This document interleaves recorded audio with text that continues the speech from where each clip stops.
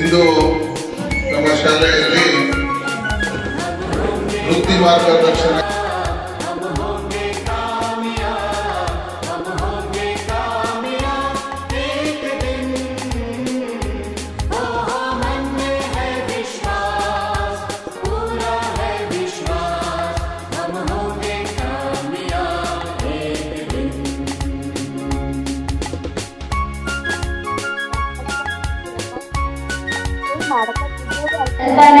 ನಾನು ಈಗ ಗುಲ್ಬರ್ಗ ಜಿಲ್ಲೆಯ ಜಿಲ್ಲಾಧಿಕಾರಿ ಆಯ್ಕೆ ಆಗಿದ್ದೇನೆ. ಇದರ ಹಿಂದೆ ನಾನು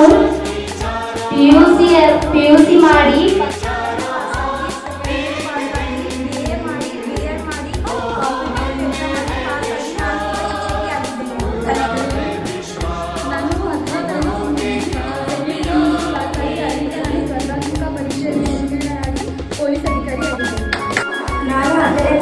ಪಾಸ್ ಆಗಿ PUC ಪಾಸ್ ಆಗಿದ್ದೇನೆ. ಅದರ ಮೇಲೆ ನಾನು ಸೈನ್ಸ್ 4 ಇಯರ್ಸ್ ಆದ ಮೇಲೆ ಸಾಫ್ಟ್ವೇರ್ ಇಂಜಿನಿಯರ್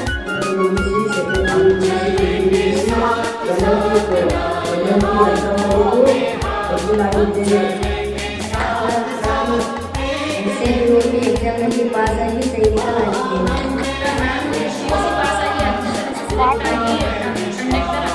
MBBS ಮಾಡಿ ಡಾಕ್ಟರ್ ಆಗಿದ್ದೇನೆ.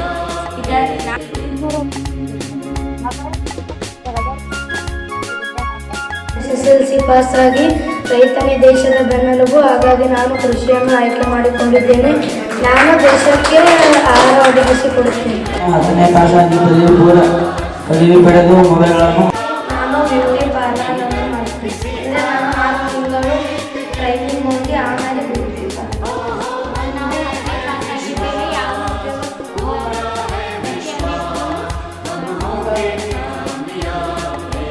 ನನಗೆ ಇಷ್ಟವಿಲ್ಲದ